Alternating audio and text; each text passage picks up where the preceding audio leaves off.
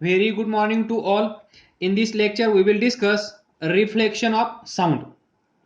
It is very similar to the reflection of light.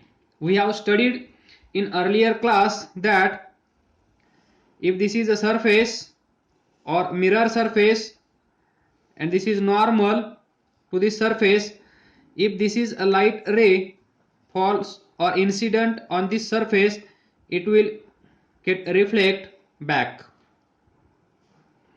And this angle of incidence, angle of reflection and incident ray, this normal and this reflected ray are lie in same plane. We have seen these rules. It is very similar to this. Reflection of sound is very similar to this reflection of light. This is incident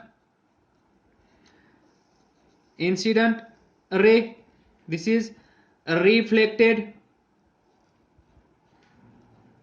ray, angle of incidence, angle of reflection, and this is normal, that is perpendicular line to this surface. We will see same logic or same laws of reflection of light in the reflection of sound. तर पहा, what is reflection of sound. तुम्हाला माहित आहे reflection of light काही change करायचं नाहीये. जिथे light word आहे तिथे साऊंड वर्ड पुट करायचं आहे, लाईक कॉपी पेस्ट और कट पेस्ट. तर काय करायचं आहे, reflection of light, reflection of light तुम्हाला माहित आहे, तिथे लिहायचं आहे रिफ्लेक्शन ऑफ साऊंड. बस 90% काम आपलं झालं आहे. फक्त एक वर्ड आपण लिहिला लाईटच्या जागेवर साऊंड, त्यालाच आपण म्हणणार रिफ्लेक्शन ऑफ साऊंड. तर we will discuss step by step. First definition, the bouncing back. And we know that before defining reflection of sound, we know or we need surfaces to get reflect back this sound or back this ray of light. म्हणजे हा जो surface आहे, हा surface कसला असला पाहिजे, या सरफेसचं nature कसं असलं पाहिजे, सॉफ्ट असला पाहिजे की हार्ड असला पाहिजे, हे सर्व आपण याच्यामध्ये डिस्कस करणार आहोत. तर पहा, reflection of sound. The bouncing back of sound when it strikes a hard surface called as reflection of sound. Bouncing back of sound, the bouncing back of sound when it strikes a hard surface is called reflection of sound. तर या definition मध्ये एक नवीन word आला आहे, hard surface. तर hard surface म्हणजे काय, तर पहा, हार्ड सरफेस म्हणजे we need surface to reflect the sound. हा जो साऊंड आहे, हा साऊंड, या साऊंडचं रिफ्लेक्शन करण्यासाठी आपल्याला गरज आहे ती या सरफेसची. जर सरफेस नसेल तर रिफ्लेक्शन होणार नाही. मग तो सरफेस कसा असला पाहिजे तेव्हा रिफ्लेक्शन होईल. हार्ड सरफेस असेल तर काय होईल, सॉफ्ट सरफेस असेल तर काय होईल. तर पहा, हार्ड सॉलिड सरफेस असतील तर काय होईल, हार्ड सॉलिड सरफेस असेल तर जे रिफ्लेक्शन होईल ते रिफ्लेक्शन असेल best, good reflection. That is best. Hard surface is best for reflection, solid surface is best for reflection. So best for reflection म्हणजे ज्यावेळेस तिथे हार्ड सरफेस असेल, सॉलिड सरफेस असेल, त्यावेळेस जे रिफ्लेक्शन झालेलं असेल ते रिफ्लेक्शन कसं असेल, टोटल और चांगलं, ज्याला आपण म्हणू रिफ्लेक्ट होत आहे. नॉर्मली जर रिफ्लेक्शन थोडंसं होत असेल तर आपण त्याला रिफ्लेक्शन होत आहे असं म्हणत नाही. तर रिफ्लेक्शन ऑफ साऊंड होण्यासाठी आपल्याला गरज आहे ती हार्ड सरफेसची आणि सॉलिड सरफेसची. डेफिनेशन काय असेल, bouncing back of sound when it strikes a hard surface. हा हार्ड सरफेस आहे, या सरफेसवर हा साऊंड आला आणि तो तसाच रिफ्लेक्ट झाला. इथे असेल normal angle of incidence, angle of reflection, it will follow all the laws of reflection of light.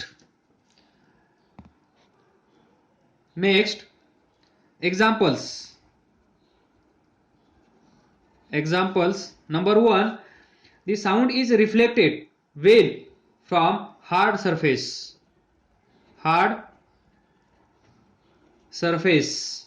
like number 1 wall सर्वांना माहित आहे. अ मेटल सरफेस और metal sheet. Then hard wood is also good for reflection of sound. Then cliff, हे तुम्हाला भेटेल hilly areas मध्ये. जसं आपला माऊली किल्ला आहे, असे डोंगर, उंच उंच डोंगर. Here also will take place reflection of sound. तुम्ही ऐकले असेल इकोज प्रोड्यूस होतात. आपलाच साऊंड आपल्याला ऐकू येतो, ते कशामुळे होत असेल, due to this reflection of sound. Then we know that, हे आपण डिस्कस केलं आहे hard surface. Now we will discuss soft surface. यांचं योगदान या रिफ्लेक्शन ऑफ साऊंड मध्ये काय असेल. Soft surface are bad reflectors. हे कसे आहेत, बॅड रिफ्लेक्टर्स ऑफ साऊंड. म्हणजे सॉफ्ट सरफेस असेल तर तेवढं रिफ्लेक्शन त्या साऊंडचं होणार नाही. नेक्स्ट, याचाच अर्थ काय असेल, इथे रिफ्लेक्ट होत नाही म्हणजेच काय होत असेल, हा साऊंड इथे ऍब्सॉर्ब केला जात असेल. ऍब्सॉर्ब केल्यामुळे रिफ्लेक्ट होत नाही. कारण हा सरफेस पहा, हा सरफेस असेल, हा साऊंड आला, हा यानेच खाऊन टाकला, म्हणजे याने ऍब्सॉर्ब केला, तर इकडे जाईल कुठला, इकडे येणार नाही. जो साऊंड आला दॅट इज इन्सिडेंट साऊंड, याच्यामध्ये आला तो काय होईल, याच्यामध्ये ऍब्सॉर्ब केला जाईल आणि ऍब्सॉर्ब केल्यामुळे तो बाहेर येणारच नाही. म्हणजे काही प्रमाणात ऍब्सॉर्ब केला जाईल, काही प्रमाणात इकडे येईल, पण आपल्याला जो साऊंड ऐकायला येईल तो या केसमध्ये कसा असेल, कमीवाला असेल. म्हणजे जेवढा इथे प्रोड्यूस झाला होता, जेवढा आपल्याला ऐकायला यायला हवा होता, तेवढा साऊंड आपल्याला ऐकायला येणार नाही जर हा सरफेस सॉफ्ट सरफेस असेल तर. That is reflection of sound does not require a smooth and shining surface. पहा, मिरर मध्ये आपण पाहिलं, हा सरफेस कसा होता, स्मूथ असला पाहिजे, हा सरफेस शायनिंग असला पाहिजे होता. तर इथे अशी अट नाहीये. रिफ्लेक्शन ऑफ साऊंड होण्यासाठी कसलाही सरफेस चालतो, तिथे रिफ्लेक्शन होणार, फक्त कमी जास्त प्रमाणात होईल, like soft surface and hard surface. तर sound can be reflected from any surface. तर आपण कन्क्लुजन लिहूया, sound can be reflected from any surface. मग तो स्मूथ असो किंवा रफ असो. म्हणजे sound can be reflected from any surface. It may be smooth, it may be rough. याचाच अर्थ काय असेल, we know that or we can say that sound waves are much longer than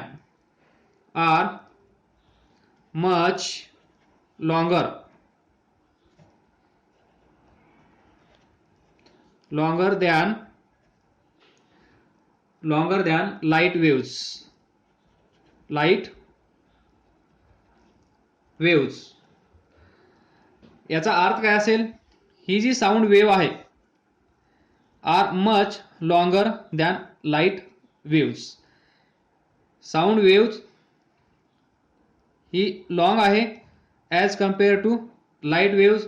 म्हणजेच याचं इथे काय असेल, साऊंड वेव्ह ट्रॅव्हल होण्यासाठी एरिया कसा लागेल, पहा, लॉंगर दॅन लाईट वेव्स. म्हणजे एरिया रिक्वायर्ड कसा असेल फॉर रिफ्लेक्शन लार्जर.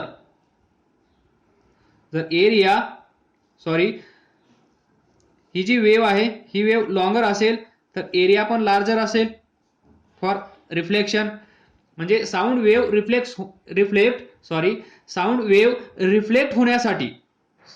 रिफ्लेक्ट होण्यासाठी आपल्याला गरज आहे ती लार्जर एरियाची. याचं कारण काय असेल, साऊंड वेव्ह ही लॉंगर आहे लाईट पेक्षा. आलं लक्षात. ही वेव्ह नंतर लाईट वेव्ह छोटी असेल, ही मोठी असेल, म्हणून याच्यासाठी एरिया जास्त लागेल. तर sound waves require larger area because sound wave is longer. तर नेक्स्ट असेल लॉज ऑफ रिफ्लेक्शन. ते डिस्कस करणार नाही, ते तुम्हाला माहित असतील. इन शॉर्ट मी तुम्हाला सांगेल, हा सरफेस असेल, ही नॉर्मल असेल, ही इन्सिडेंट रे असेल, तर ही रिफ्लेक्टेड रे असेल. The angle made by this incident ray with this normal incident ray, हे लाईटचं सांगत आहे. इन्सिडेंट रे इथे असेल, रिफ्लेक्टेड रे इथे असेल, अँगल ऑफ रिफ्लेक्शन इथे असेल, angle of incidence, this is normal, आणि हा असेल सरफेस. तर पहिला लॉ काय आहे, इन्सिडंट रे हे आहे लाईटचं, लक्षात ठेवा. तुम्हाला असाइनमेंट असेल, हेच कन्वर्ट करायचं आहे फॉर साऊंड. हे मी रिवाइज करेन, याला तुम्ही कन्वर्ट करा. म्हणजे हेच लॉज रिफ्लेक्शन ऑफ साऊंड साठी कसे यूज करायचे ते तुम्ही तयार करू शकता. I will tell you that difference. Laws of reflection, पहिला काय असेल, incident ray, reflected ray and this normal. इथे normal at the point of incidence all lie in the same plane. All lie in same plane. हे लक्षात ठेवा. Number 2, this angle of incidence is equal to angle of reflection. हे always true असेल, always हे इथे follow होईल. तर तुम्हाला आता डिफाइन करायचे आहेत हेच laws for reflection of sound. तर ही नॉर्मल, म्हणजे इथे साऊंड येऊन स्ट्राईक करेल,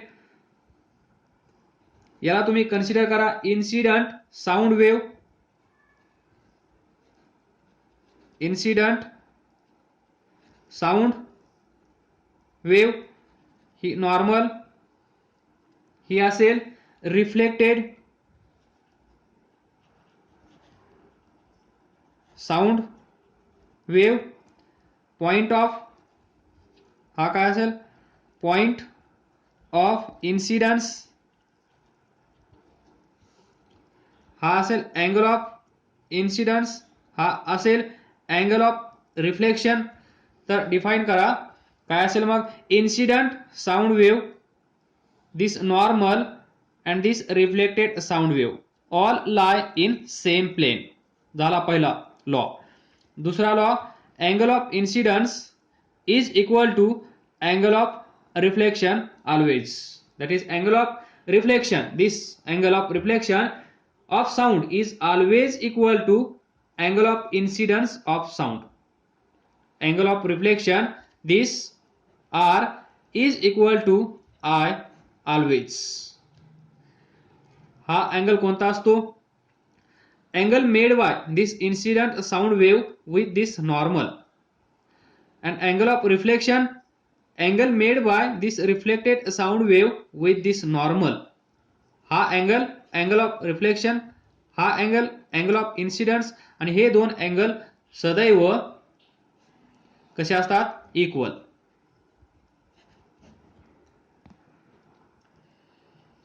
छोटासा experiment. The angle of reflection of sound are is equal to angle of incidence of sound. Reflection of साऊंडचा छोटासा एक्सपेरिमेंट. तर पहा, ही इन्सिडंट साऊंड वेव्ह. अगोदर हे कार्डबोर्ड घ्या, त्याचा एक ट्यूब बनवा, एक दोन ट्यूब बनवा, इथे ड्रॉइंग बोर्ड ठेवा, त्याला आपण यूज करूया रिफ्लेक्टिंग सरफेस. हा असेल पॉइंट ऑफ इन्सिडन्स, जिथे साऊंड येईल, स्ट्राईक होईल आणि इथून रिफ्लेक्ट होईल. तर इथे घड्याळ ठेवा, वॉच ठेवा, याचा आवाज तुम्हाला माहित आहे, टिक टिक टिक. तो आवाज इथून, दॅट इज साऊंड प्रोड्यूस होईल, साऊंड वेव्ह तयार होईल. ती साऊंड वेव्ह इकडे जाईल, इथे येईल, स्ट्राईक होईल, नंतर ती रिफ्लेक्ट होईल, इकडे येईल, इथे आपण बसूया, आपण इथे वेट करूया आवाज कधी येतो ते पाहण्यासाठी. तर आपला कान इकडे असेल हा साऊंड ऐकण्यासाठी, टिक टिक टिक. तर हा साऊंड ऐकायला आपल्याला प्रत्येक वेळेस येईल. याची जी पोझिशन आहे, हा आपण cardboard tube T2, cardboard tube T1, इथून आवाज या ट्यूब मधून इकडे जाईल, इथून रिफ्लेक्ट होऊन आपल्याकडे येईल. पण ज्यावेळेस angle of reflection and angle of incidence same असतात, त्यावेळेस आपल्याला इकडे आवाज जो येणार आहे तो आवाज मॅक्सिमम असतो. जर ही ट्यूब तुम्ही थोडी इकडे घेऊन गेलात किंवा इकडे घेऊन गेलात तर आवाज आपल्याला कमी ऐकायला येईल. तर मॅक्सिमम साऊंड तुम्हाला ऐकायला केव्हा येईल, जेव्हा हा law, second law of reflection, that is angle of reflection is equal to angle of incidence. ज्यावेळेस हा सेकंड लॉ, इथे हा जो सेकंड लॉ आहे, जोपर्यंत इथे फॉलो होणार नाही तोपर्यंत आपल्याला मॅक्सिमम साऊंड ऐकायला येणार नाही. ज्यावेळेस फॉलो होईल त्यावेळेस आपल्याला मॅक्सिमम साऊंड ऐकायला येईल. This is a small experiment to get an idea of reflection of sound. हे जे रिफ्लेक्शन होत आहे या साऊंडचं, याचा यूज कुठे कुठे केला जाईल, याचा फायदा कसा करून घेतला जाईल, हे आपण इथे डिस्कस करूया. Application of reflection of sound. पहिलं डिव्हाइस आहे दॅट इज मेगाफोन. मेगाफोन मध्ये या रिफ्लेक्शनचा कसा आपण फायदा करून घेतला आहे हे आपण डिस्कस करूया. त्यानंतर असेल स्टेथोस्कोप.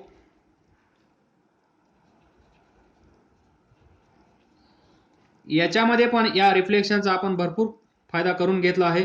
याच्यावरच आपलं जीवन सध्या आधारित आहे, याच्यामुळेच आपण व्यवस्थित जगत आहोत.